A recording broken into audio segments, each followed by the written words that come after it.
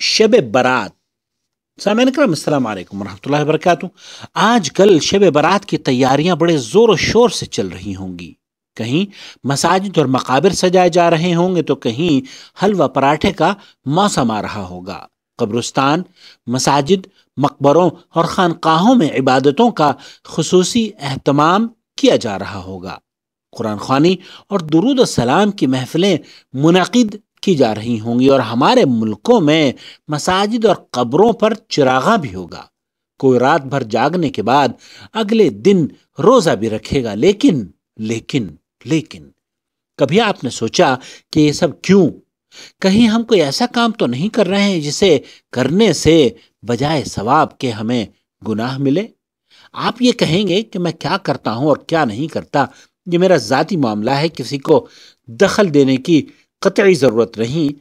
تو ہم یہ عرض کریں گے کہ یہ معاملہ دراصل آپ اکیلے کا ہوتا تو شاید کوئی بات نہ ہوتی، لیکن یہ معاملہ دراصل جب اسلامی تعلیمات کے خلاف ہوگا تو ہر شخص کو حق حاصل ہوگا کہ وہ اصلاحی نقطۂ نگاہ سے آپ کو نصیحت کرے، جو آج ہم اس پیغام کے ذریعے لے کر حاضر ہو رہے ہیں۔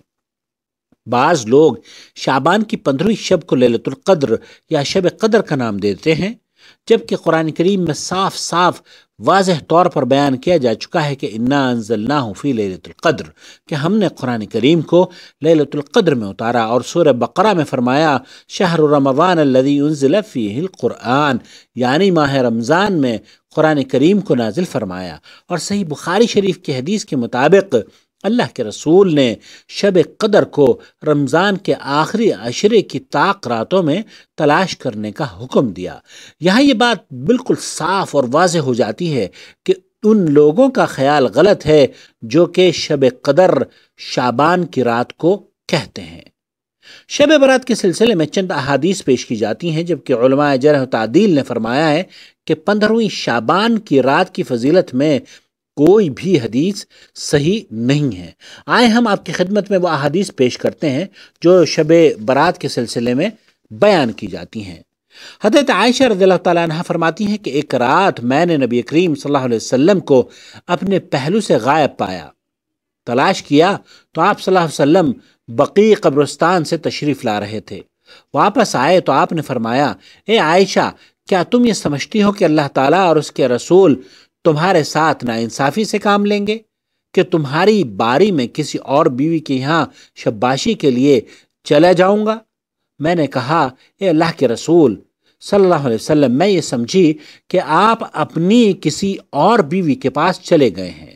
آپ صلی اللہ علیہ وسلم نے فرمایا، نہیں، ایسی بات نہیں ہے، بلکہ حقیقت یہ ہے کہ اللہ تبارک و تعالی نصف شعبان کی شب کو سمائے دنیا پر نازل ہوتا ہے اور بنو کلب کی بالوں کی تعداد کے برابر لوگوں کو بخش دیتا ہے۔ سنن ترمذی اور سنن ابن ماجہ نے اس حدیث کو روایت کیا ہے۔ حضرات، اس حدیث کے بارے میں امام ترمذی رحمۃ اللہ علیہ اس حدیث کو روایت کرنے کے بعد لکھتے ہیں کہ میں نے محمد ابن اسماعیل بخاری، امام بخاری رحمۃ اللہ علیہ کو ضعیف کہتے ہوئے اس حدیث کو سنا ہے، اور امام بخاری رحمۃ اللہ علیہ اسے ضعیف قرار دیا کرتے تھے اور فرمایا کرتے تھے کہ اس حدیث کو عروہ سے یحییٰ بن کثیر نے نہیں سنا اور نہ ہی حجاج بن ارطا نے ان سے سنا۔ اب جب کہ حدیث ہی ضعیف ہے تو اس سے شب برات جیسی رات کی فضیلت ہی ثابت نہیں ہوتی، جیسے کہ ساتھیوں نے ہمارے یہاں بنایا ہوا ہے۔ اور اگر اسے صحیح بھی مان لیا جائے تب بھی اس حدیث میں اس رات کی خصوصیت کا کہیں بھی ذکر نہیں ہے، اور آپ کے بعد کسی صحابی سے یہ بھی ثابت نہیں کہ آپ کے بعد وہ لوگ بقیع میں جایا کرتے ہوں۔ یہ رات اگر فضیلت والی ہوتی تو کیا اللہ کے رسول صلی اللہ علیہ وسلم اپنے صحابہ کو اس رات میں عبادت کرنے کا حکم نہ دیتے؟ دوسری حدیث حضرت علی رضی اللہ تعالیٰ عنہ سے روایت ہے کہ رسول اکرم صلی اللہ علیہ وسلم نے فرمایا، جب شعبان کی 15ویں شب ہو تو اس رات کا قیام کرو اور اس دن کا روزہ رکھو۔ سنن ابن ماجہ۔ اس حدیث پر عمل کر کے ہمارے ملکوں میں روزے رکھے جاتے ہیں، تو اس حدیث کے بارے میں علماء کا اتفاق ہے کہ یہ سخت ضعیف ہے بلکہ موضوع اور من گھڑت ہے، کیونکہ اس کی سند میں ایک راوی اسحاق بن ابو صبرہ ہے جو حدیثیں گھڑ کر بیان کیا کرتا تھا۔ علامہ البانی نے اس حدیث کو موضوع قرار دیا ہے اور ضعیفہ احادیث ضعیفہ والموضوعہ میں علامہ البانی رحمۃ اللہ علیہ نے اسے نقل کیا ہے۔ صاحب مرآت المفاتیح کہتے ہیں کہ لیس فی صوم یوم لیلۃ نصف من الشعبان حدیث مرفوع او صحیح او حسن، یعنی 15ویں شب کے روزے سے متعلق کوئی مرفوع، صحیح یا حسن یا کم درجے کی ضعیف روایت بھی نہیں ہے۔ لہذا نہایت ہی وثوق سے یہ بات کہی جا سکتی ہے کہ رات کو جاگنے اور دن میں روزہ رکھنے کی کوئی صحیح حدیث موجود نہیں۔ جتنی بھی احادیث پیش کی جاتی ہیں سب پر کلام ہے اور بعض تو جھوٹی اور من گھڑت تک ہیں۔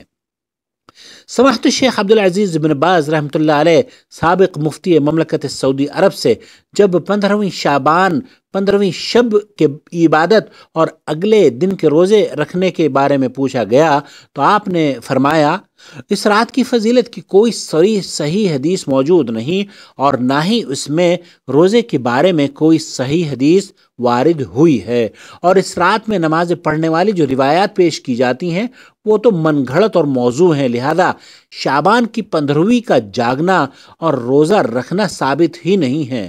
یہ تمام امور بدعت ہیں اور اللہ کے رسول صلی اللہ علیہ وسلم نے فرمایا ہے کل بدعت ضلالہ و کل ضلالۃ فی النار، ہر بدعت گمراہی ہے اور تمام گمراہیاں جہنم میں لے جانے والی ہیں۔ اسے مسلم نے روایت کیا ہے۔